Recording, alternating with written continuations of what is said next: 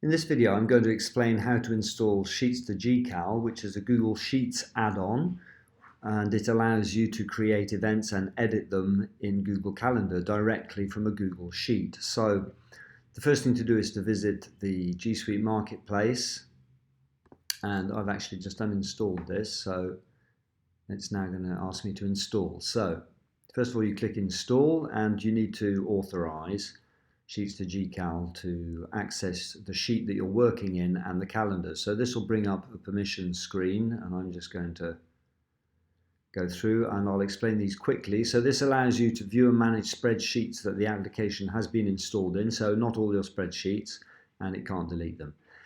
View and edit events on all of your calendars. So again, this is the minimum permission required for it to function. And it can view your calendars because Sheets2GCal needs to list your calendars. And connect to an external service is for checking your membership and subscription. And this is a standard permission that's used to display stuff in the sidebar. So once you've allowed that, you can revoke that at any time in a page which I'll link to. So now it's been installed. So if I now open a blank sheet, I've made a new spreadsheet, and in the add-ons here, you'll then see Sheets2GCal.